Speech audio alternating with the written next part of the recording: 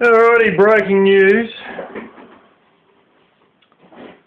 Seems as though these, I thought they were already in place between Russia and Saudi Arabia, but there was serious talks of that being likely, I now assume, because it's obviously not in place to have an oil production freeze. Now, they have spent 14 hours in talks in Doha, Qatar, which is the way I've been told to say it.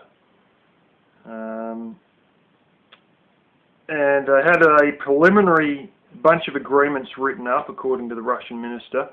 And, according to everybody, they knew they had these preliminary agreements drafted up, almost agreed to, and at the last minute, then Saudi Arabia got cold feet and spent 14 hours talking about it and still didn't agree to anything. Security guards were just about going to sleep on the job and everything. It was just dragged on and on and on. And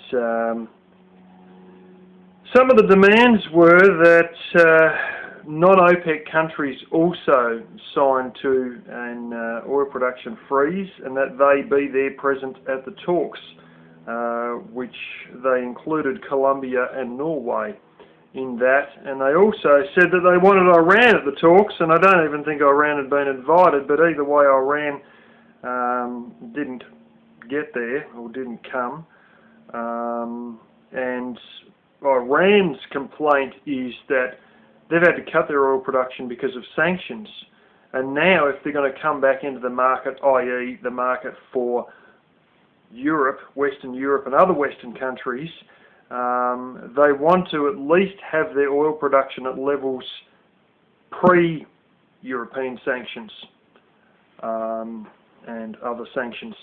So they're complaining that they should at least be able to have their oil production at the levels it was before there were sanctions against them, now that they're coming back into the international oil market, not just selling to India and China.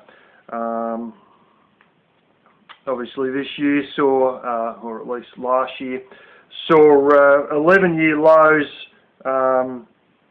in oil production, in oil cost, which directly had effects on the value of the Russian ruble, which dropped. The inflation was 150% last year in 2015 for the Russian ruble, which was a direct result of low oil prices. It also affected the Brazilian real and the Mexican peso. They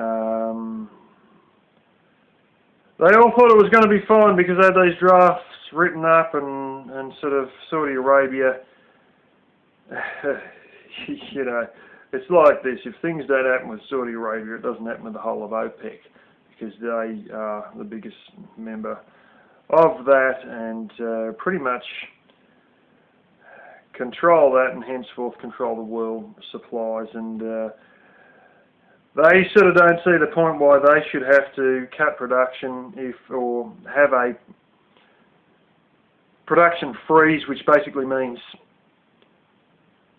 stick to a set quota if that doesn't apply to not just OPEC but everybody else as well who produces any reasonable amount of oil, including Colombia and Norway and Iran. Now, I actually have a relative, sort of, my sister-in-law is Colombian, and she's over here, and a lot of people don't know it, but after Venezuela, apparently Colombia is the next biggest one in oil production in South America, and they have the best emeralds in the world, but all you ever hear is cocaine, cocaine.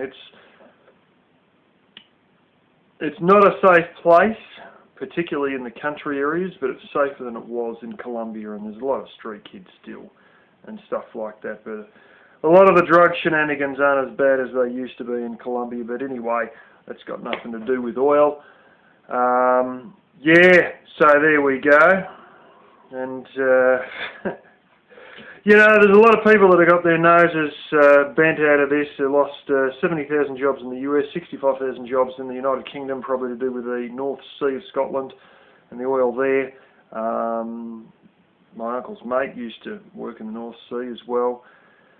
In one of the main oil producing areas of Canada, and I know I've got a subscriber there, they reckon suicides are up 30%, and it's been a lot of people's noses out of place, but they do believe that,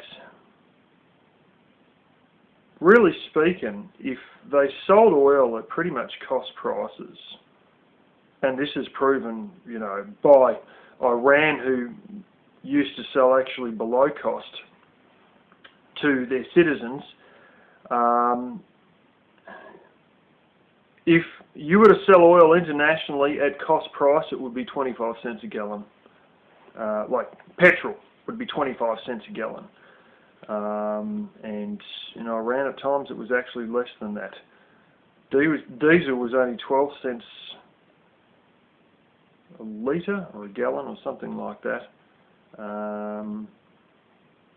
There, and even Afghanistan, 33 cents a litre, and I think they've just taken it over the border from Iran. But